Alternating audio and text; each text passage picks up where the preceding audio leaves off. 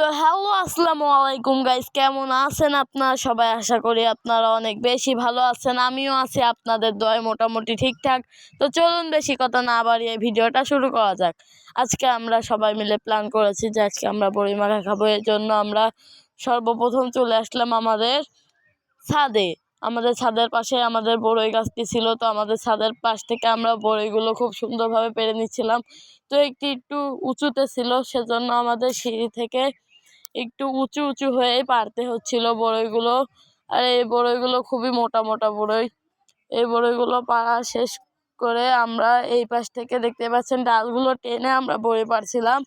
তো ওই সাইড থেকে বড়ই পাড়ার পরে আমরা এই সাইড থেকে কিছু বড়ই পেরে নিলাম। তো আমি এই কয়টি বড়ই পেরেছি এবং আমি এখন সব কয়টি বড়ই পেরে নিয়ে তো নিচেই চলে যাচ্ছিলাম। নিচে গিয়ে আমরা এই বড়ইগুলো ধুয়ে ফেলবো। তো নিচে আসার পরে আমরা একটি গামলার ভিতরে বড়ইগুলো রেখে এগুলো ধোয়া স্টার্ট করে দিলাম। তো দেখতেই পাচ্ছেন এই কয়টি বড়ই আমরা প্রথমে ধুয়ে নিয়েছি, এরপর আরও বড়ই আমরা ধুয়ে নেব। সেজন্য প্রথম বড়ইগুলো ধোয়া শেষ করে আমরা ধোয়ার ফাঁকে ফাঁকে দেখতেই পাচ্ছেন যে বড়ইগুলো একটু গামলার আশেপাশে পড়ে যাচ্ছিল, কারণ আমরা এগুলো খুব ভালোভাবে ধুচ্ছিলাম এবং উঁচু করে ধুচ্ছিলাম। এর জন্য আমাদের পাশ থেকে এগুলো পড়ে যাচ্ছিল। তো আমরা খুব সুন্দরভাবে সব কয়টি বড়ই এখন ধুয়ে নিচ্ছি এবং এই বড়ইগুলো আমরা ধোয়া শেষ করে নিয়ে যাব একটি জায়গায়। তো সব কয়টি বড়ই আমাদের ধোয়া হয়ে গেছে এবং আমরা এই বড়ইগুলোর ভিতর থেকে বোটাগুলোও ছাড়িয়ে নিয়েছি।